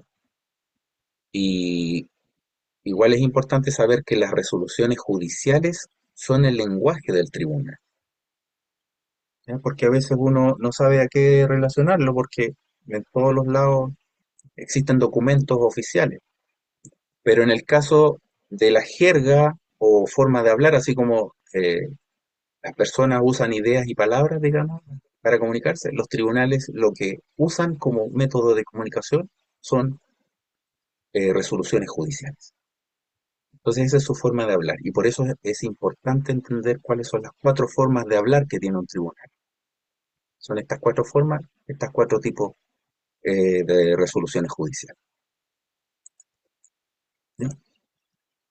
Vamos entonces a seguir. Eh, Estos son los tipos de notificaciones, ya porque estábamos acá, nos fuimos para explicar el tema de las resoluciones, ya la personal, personal subsidiario por cédula, eso lo vamos a ver después, ya por aviso, por estado diario, porque eso es una, una clase entera, no, nunca tanto, pero no nos vamos a pegar para poder hacer este barrido general de léxico. El planteamiento inicial de exactamente. Bueno, entonces voy a aquí sacar a alguien metiendo. Ahora sí. Ya. Bueno, aquí están las notificaciones y los tipos de notificación. Ya la citación es para que alguien comparezca al tribunal. Puede ser no parte. Por ejemplo, puede ser alguien que se le está llamando como testigo y está desacatando. Y pueden ir, desde el segundo aviso, puede ir hasta la policía a buscarlo. Y lo puede tener arrestado ahí, pasar una noche hasta que el otro día a las 8 de la mañana sea la audiencia y ahí lo lleva para que dé el testimonio en el tribunal. Y él no tiene arte ni parte, pero está porfiando. Entonces, eso es una citación, ¿ya? Y es un... Disculpe, se considera en rebeldía, ¿cierto? ¿Así es? Sí, sí, también es una forma de, Ya. de estar en rebeldía, pero en este caso no como un actor principal. Para el caso del ejemplo que estoy dando, porque el actor principal sería el demandado o el demandante, ¿cierto? Como decíamos delante, entonces el otro se hace el loco o finalmente claro, no reacciona ante el llamado que hace el tribunal para que actúe frente a la demanda que presentaron, pero en este caso es un tercero extraño, por ejemplo, quieren comprobar eh, cuándo se constituyó la obligación eh, sobre hechos, digamos que hay un testigo. Y el testigo, por ejemplo, es el dueño de un negocio que está en el mercado de la ciudad. El caballero que vende las harinas y las semillas y los frutos secos. Entonces, tienen que llevarlo a declarar el caballero, no, yo tengo que trabajar, yo no voy a ir al tribunal, no estoy ni ahí. Pero le llegó la instrucción que tiene que presentarse allá, no, no, yo no voy a ir, yo no voy a ir, yo no. Y el caballero lo que tiene que ir a hacer es a presentar su testimonio porque el tribunal lo llamó. Y esta también es una de las causales de justificación de inasistencia al trabajo, porque el tribunal da un documento que todos los empleadores tienen que respetar para el caso de que alguien haya sido llamado al tribunal en un día específico, porque es algo de interés superior, ¿ya? Que el resolver un asunto de relevancia jurídica, ¿ya? Y entonces eh, la persona tiene que ir aunque no tenga nada que ver con el asunto, porque simplemente salió al baile, como se suele decir. Sale ahí, hay que llamar al caballero que vende harina y frutos secos y si está porfiando, bueno, va la policía ya después de la segunda notificación y capaz que todavía se esté preguntando, pero ¿por qué a mí? Claro, y lo van a hacer lo más rápido posible y si está recito, bueno, tendrá que pasar la noche, ¿ya? Pero ese es el poder de una resolución judicial y una notificación, en el caso de una citación, ¿ya? La notificación de emplazamiento, que es la que viene después, es la que dijimos al principio, del emplazamiento, ¿ya? Y el emplazamiento es el plazo perdón, es la notificación más el plazo para, ¿cierto? Y ahí se generaba, al terminarse el plazo o generarse la actuación, ahí termina el emplazamiento. ¿Ya? Y por eso acá señala que es el determinado plazo para ejercer sus derechos. ¿Ya? Acá hay un requerimiento, dice la tercera, notificación requerimiento. Y esta es la que les mencionaba hace un rato atrás, cuando a la persona se le hace un requerimiento de pago, simplemente. Aquí no se le va a dejar argumentar mucho, puede hacer lo que quiera, ¿cierto? Puede presentar un montón de papeles. No, aquí no. Porque un requerimiento de pago es porque se presentó un título indubitado en donde consta una obligación, está reconocida en los instrumentos que la ley reconoce como títulos ejecutivos, y entonces simplemente se pide que se cumpla lo que señala ese documento. Y entonces, esa notificación es un requerimiento de pago. Por lo tanto, no es que la persona necesariamente vaya a hacer valer sus derechos, simplemente se le está diciendo lo que tiene que hacer y es casi la única cosa que se le pide que haga. Pague, pague. En el juicio ejecutivo hay muy poquitas excepciones y la única excepción realmente relevante es que usted muestre el recibo de pago, así, oiga, yo pagué y muestre la boleta. Más que eso, es muy poco lo que puede hacer, ¿ya? Podría darse esa situación por algún error, ¿cierto? Me refiero a que no está constancia del pago, por eso se genera ese error, pero en general no se permite mucho. Y también es el típico ejemplo en donde, en caso de una apelación, el requerimiento de pago sigue y el incidente que se presenta o la apelación se concede, se dice, se concede en el solo efecto devolutivo. Y eso significa que no se pausa el juicio, porque al concederse en el solo efecto devolutivo, significa que el poder del juicio, digamos, el poder de juzgar, eh, la jurisdicción, ya que es este poder de juzgar, ¿se acuerdan? Se devuelve al superior jerárquico, por eso se le llama así ese efecto devolutivo.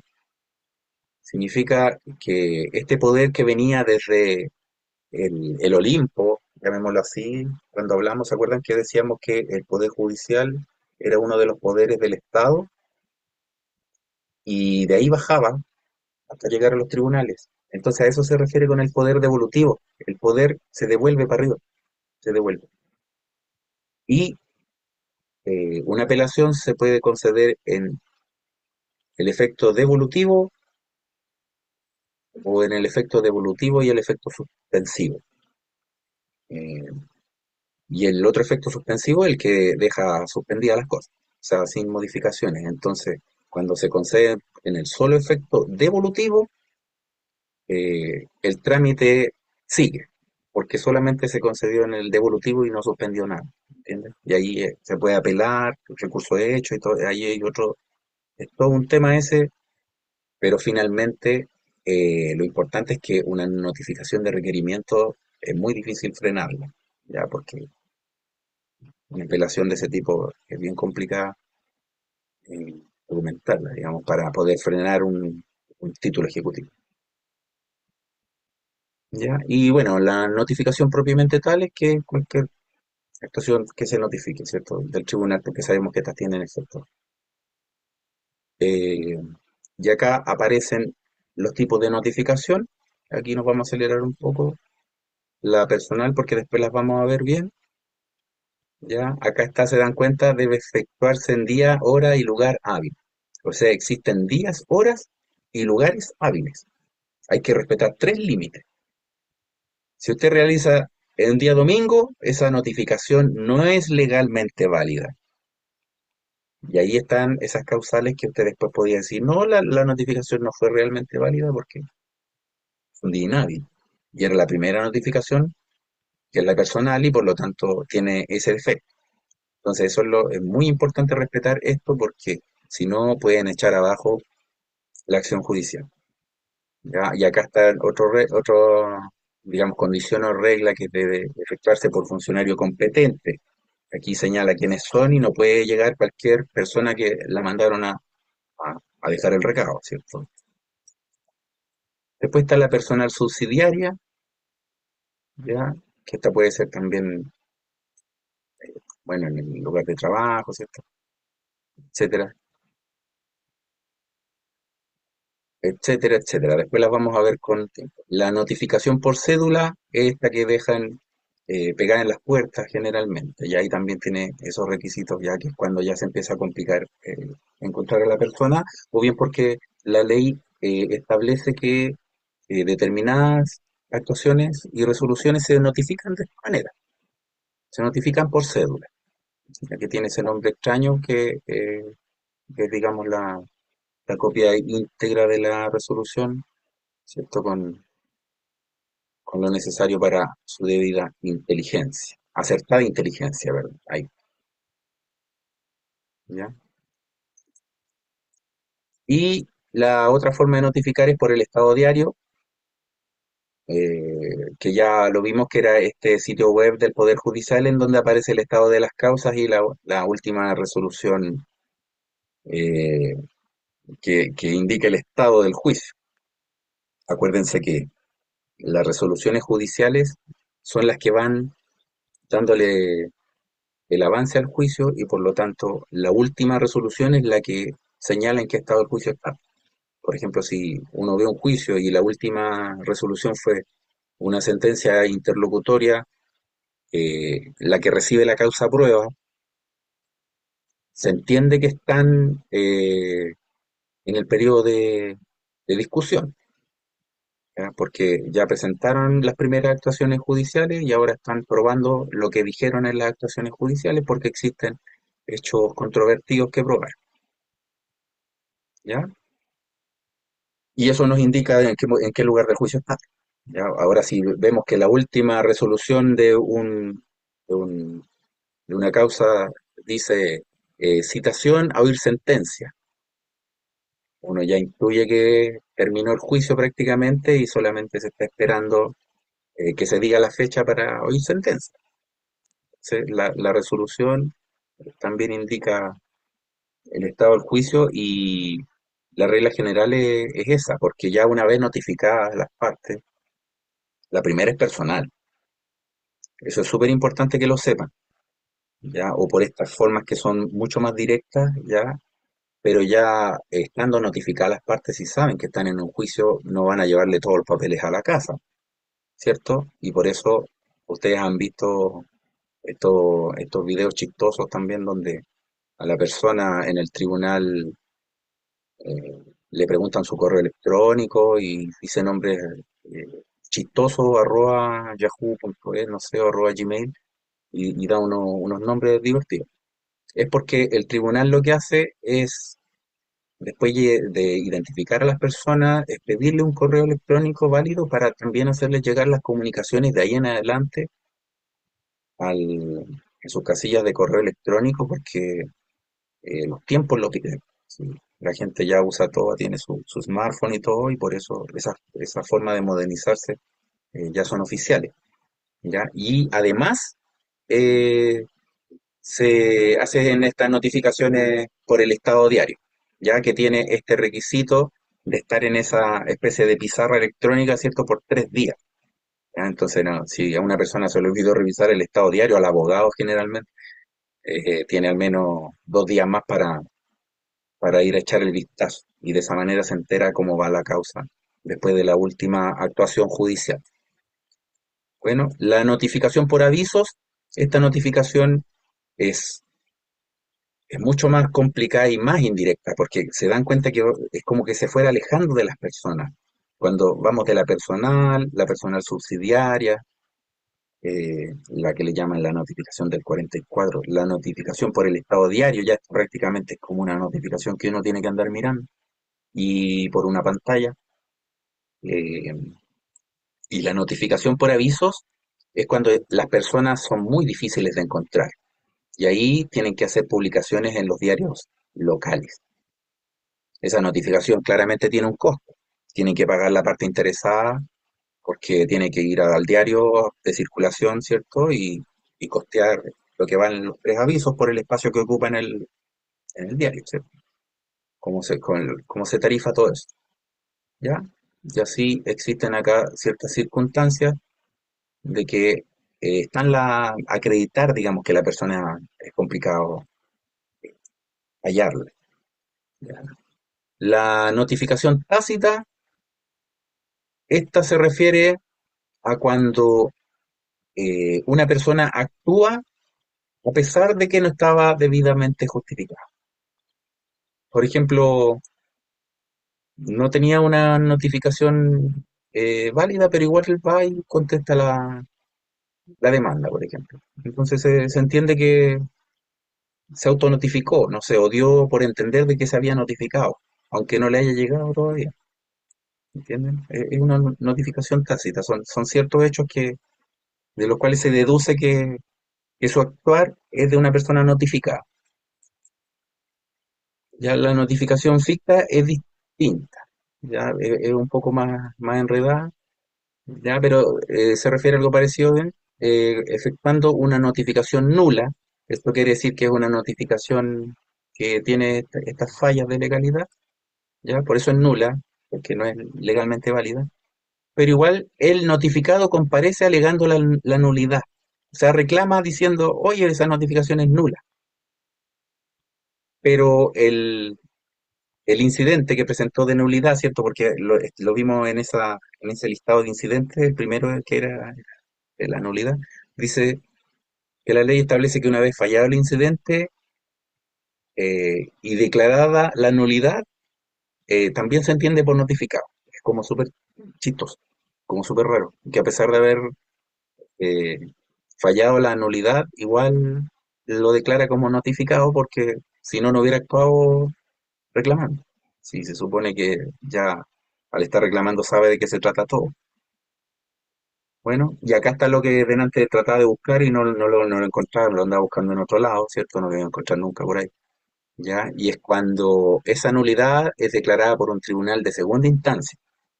Eso quiere decir que en primera instancia eh, apeló a la resolución que rechazó el incidente de nulidad que interpuso y entonces dice que la notificación se entenderá practicada desde que se notifique el cúmplice de la Corte de Apelación, del Tribunal de Apelación, que en el fondo es más o menos lo mismo, pero en la Corte de Apelación. ¿Por qué? Porque lo que hizo fue eh, rechazar la apelación, ¿ya? Rechazar la apelación de la resolución que rechazó el incidente de nulidad. Es un trabalengua, sí, pero se supone que en el fondo lo que hace la Corte de Apelaciones es que leerlo con detenimiento eso. Eh, lo que hace es confirmar que estaba bien rechazado. Eso es todo, si lo pudiéramos resumir.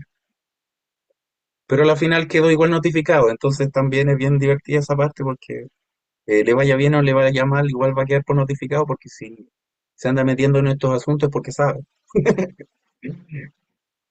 Ya, a mí me da risa.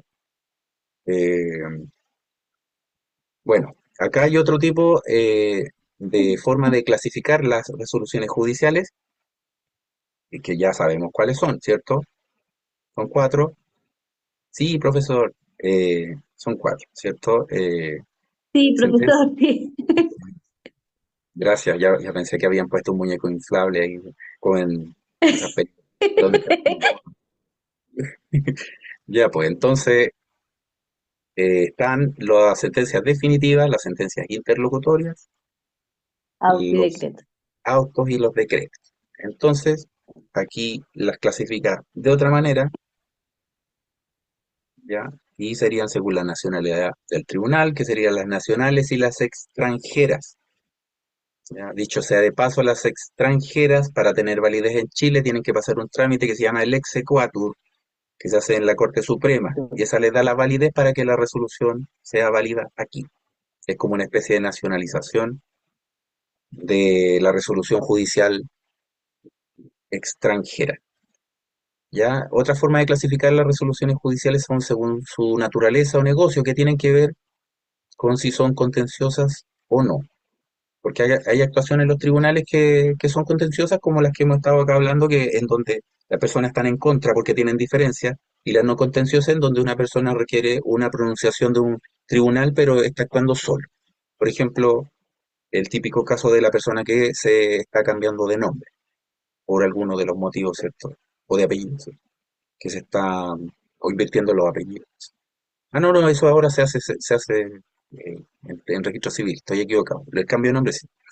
Ya, y según la naturaleza del asunto, ya que la palabra naturaleza es muy vilipendiada, encuentro que se ocupa para todo y a veces no dice lo que debe decir. Pero acá prácticamente está hablando de la materia.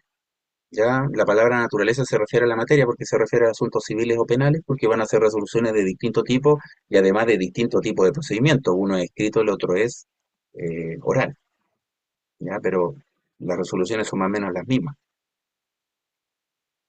Eh, Según la instancia en que se dictan, ya sabemos que está la única instancia, la primera instancia, que es la normal, y la segunda, que sabemos que es cuando sube el tribunal que está arriba de primera instancia. Y las de única instancia son las cuando el tribunal conoce solamente una vez y no hay espacio para recursos.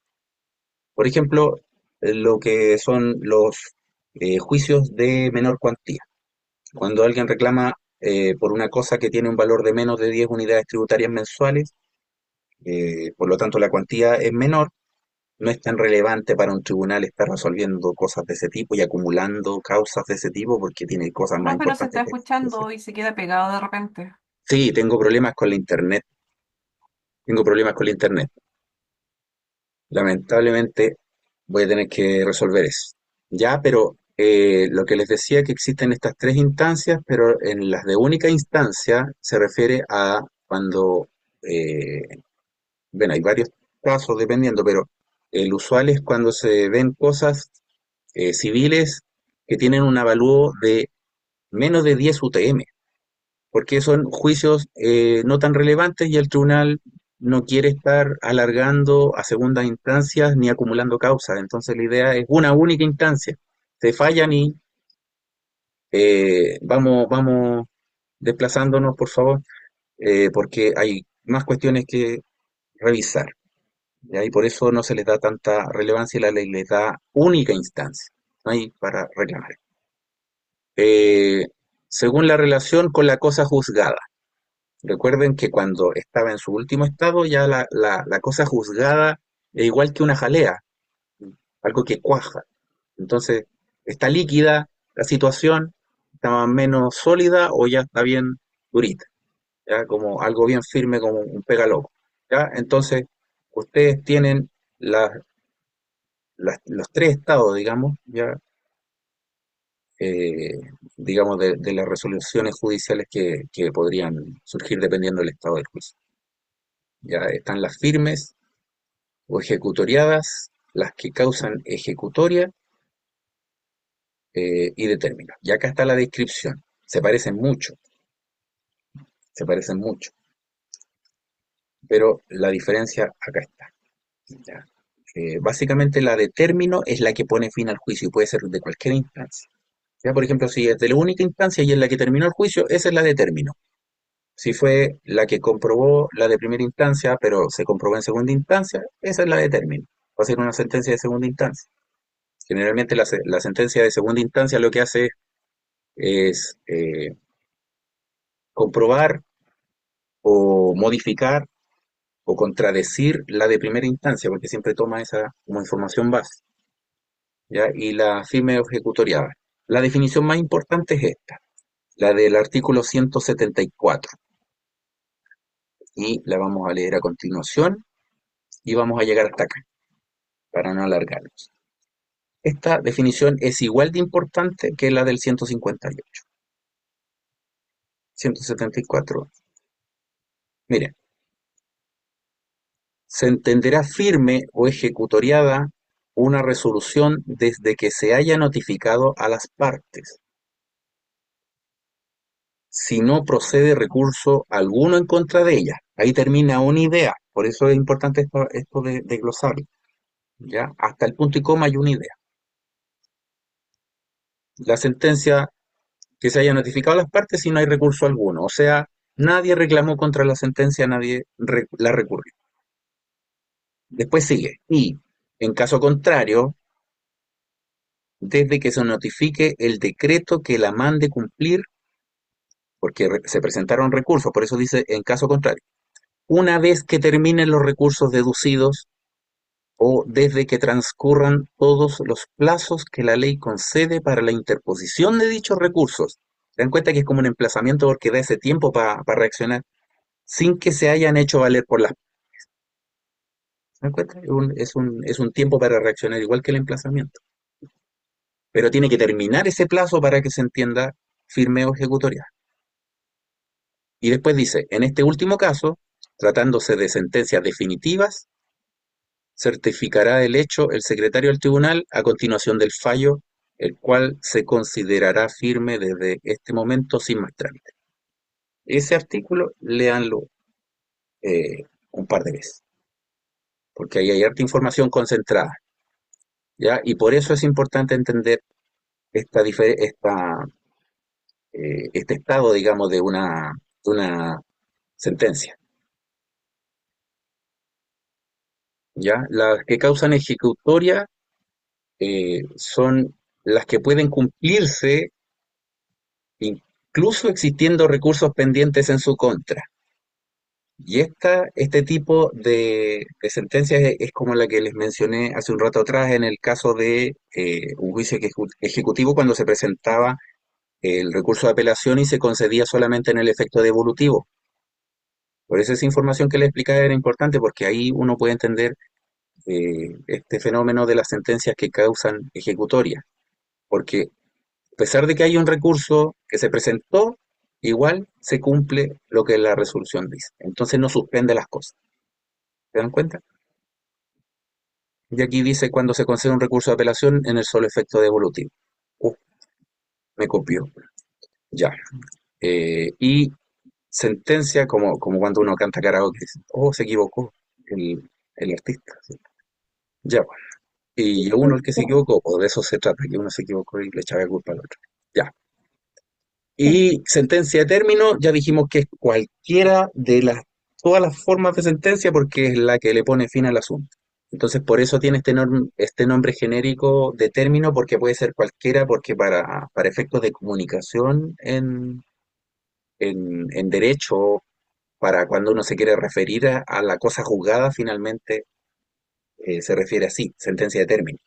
¿Ya? Porque para qué va a estar diciendo, poniéndole tanto apellido a la cuestión si lo que importa es el resultado de la cosa juzgada. Entonces, por eso se refiere a sentencia de término, porque es lo que finalmente le da el fin. ¿Ya? Y aquí está de nuevo repitiendo la misma información de lo que son las resoluciones judiciales, y esto ya lo vimos, porque vimos la información del artículo 158. Así que esto ya está ok. Y acá están los requisitos de las resoluciones judiciales, que son requisitos comunes a toda resolución judicial, ya que, no sé, por la identificación del tribunal, las partes, etcétera, ya en la fecha y lugar en que se expide, donde dice, no sé, en Arica, a 26 de noviembre, y todo va en letras, ojo, ya no va con números. Firma del juez, autorización del secretario, que el secretario es el que le da la autorización a los documentos y deja registro, ¿cierto? Le da la validez porque es lo que entra y sale del tribunal y también autoriza, digamos, los patrocinios, todo eso. Y si es la primera resolución judicial, debe indicar el rol y la cuantía. Ya sabemos que el, el rol es este número, ¿cierto? De causa y la cuantía es el valor de la cosa en el caso civil y en el caso penal, la gravedad de la pena.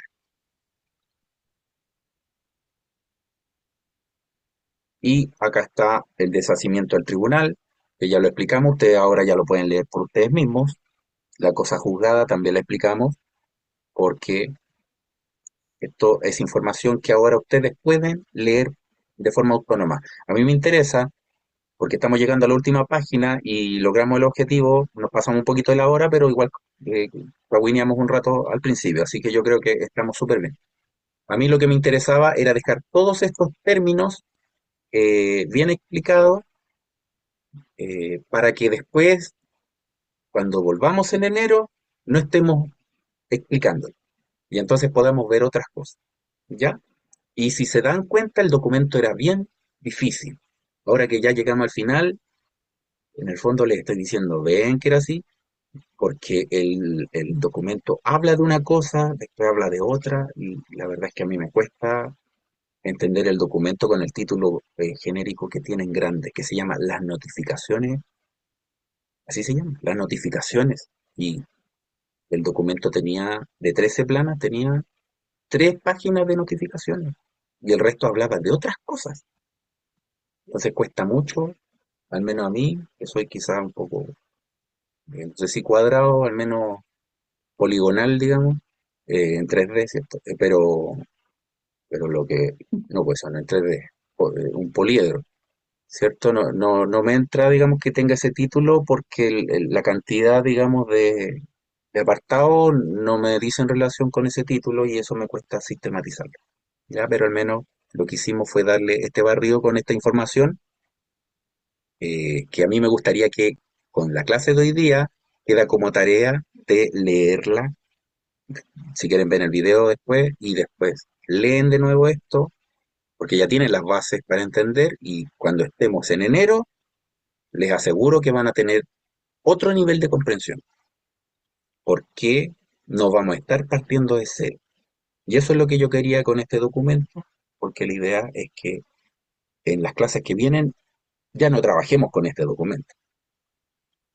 De eso se trata, ¿ya? Porque si no, vamos a estar entrabados, digamos, en esto que no permite mucho entender de forma armónica, digamos, esta linealidad de un procedimiento, ¿ya? Porque más encima es un texto y también se hace más difícil. La idea es que en la otra clase sí que ya No es empecemos. muy feliz. No, justamente, no es muy feliz el texto y no es una situación muy feliz para nosotros. Entonces, es poco feliz también se le dice, ¿cierto? Una situación poco feliz. De hecho, dicen algunos libros de derecho penal, dicen eso, me acuerdo. Y, ¿cierto? Entonces, la idea es que usemos recursos un poco más gráficos para incorporar todos estos conceptos ya de manera más visual, para poder hacer una comprensión física, material, además de temporal. Y con eso nos vamos a llevar algo para la casa cuando termine este módulo del cual quedan 3 clases. Y yo creo que podríamos hacer 4 para que la dejemos bien redonda. ¿Ya? Así que eso sería. Espero que estén muy bien, den sus opiniones y eh, lo más importante siempre en el chat ya saben lo que tienen que hacer. Es nuestro secreto. Ya. Voy entonces a parar la grabación.